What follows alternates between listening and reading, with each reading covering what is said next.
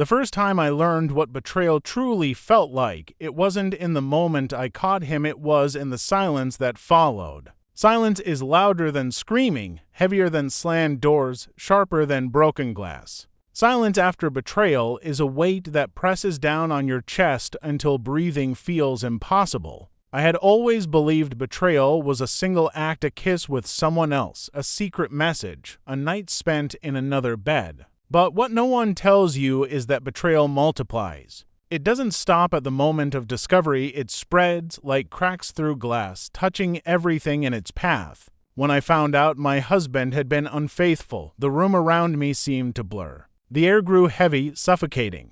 I stared at the proof on his phone, my hands trembling, my throat dry. He begged, he wept, he promised it meant nothing. But the words, no matter how desperate, couldn't erase the image seared into my mind. The immediate consequence was rage. Hot, uncontrollable, blinding rage that made me want to tear the walls down. I screamed until my voice broke, threw his clothes into garbage bags, and hurled them out onto the driveway. He tried to hold me, but I pushed him away as though his touch burned. But then came the deeper consequences, the ones no one warns you about.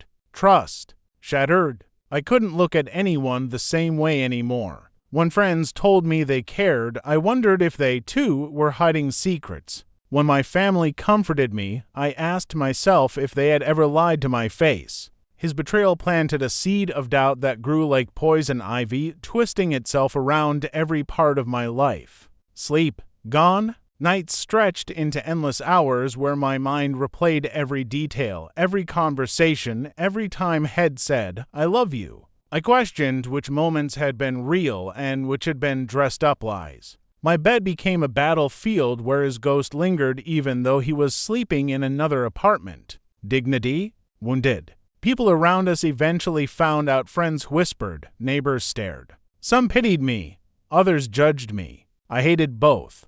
Suddenly, my private pain had become public gossip. The betrayal wasn't just personal, it was humiliating.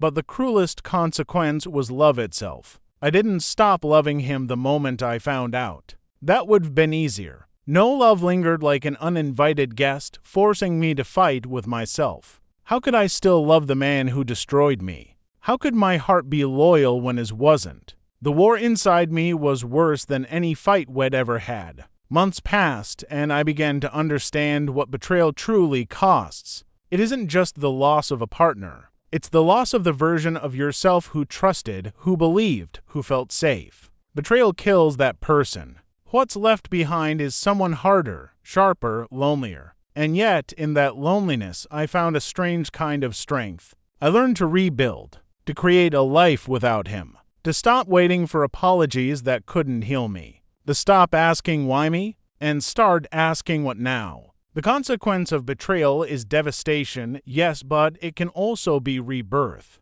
Because betrayal, while it destroys, also forces you to rise from the ashes of what you once thought was unbreakable. The weeks after the discovery felt like living inside a storm that never ended. Every morning I woke up with that same crushing weight on my chest, the reminder that my life had been split into before and after. Before the betrayal, I was a wife who believed in forever. After, I was a woman staring at the ruins of trust, unsure if I would ever feel whole again. At first, anger carried me. I clung to it because it was easier than despair. Anger gave me energy. I threw away his things, deleted our photos, scrubbed his scent from the house. Friends told me I was strong, that I was doing the right thing by refusing to take him back. But when the nights came, strength slipped away. I would curl up on the side of the bed that was still mine and stare at the empty space where he once slept, where he once reached for me. The consequence of betrayal is that it rewrites every memory.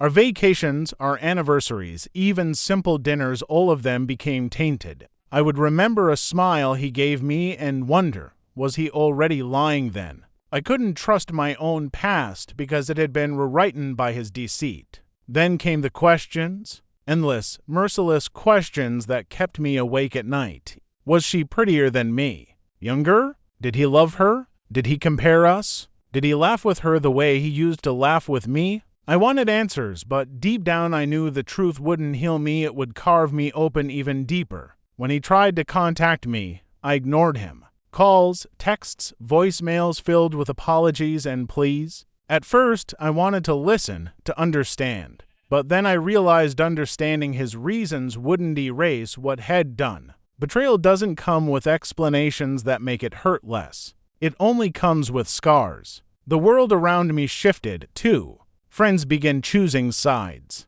Some told me to forgive, reminding me that everyone makes mistakes. Others told me to run, to never look back. Their voices became a chorus of noise I couldn't escape. In grocery stores, I swore I could feel people staring. At work, I felt exposed, as though everyone knew my private humiliation. Betrayal doesn't just destroy intimacy, it isolates you. The hardest consequence, though, was within myself. I didn't recognize the woman in the mirror anymore. My confidence was gone, replaced by suspicion and doubt. I questioned every decision I made, every word I spoke. If I hadn't been enough for him, how could I be enough for anyone? That poison sank deep, whispering lies I fought daily. And yet slowly, almost imperceptibly, something began to shift. I started small. I took long walks alone, letting the air clear my head. I joined a yoga class where silence wasn't suffocating but healing.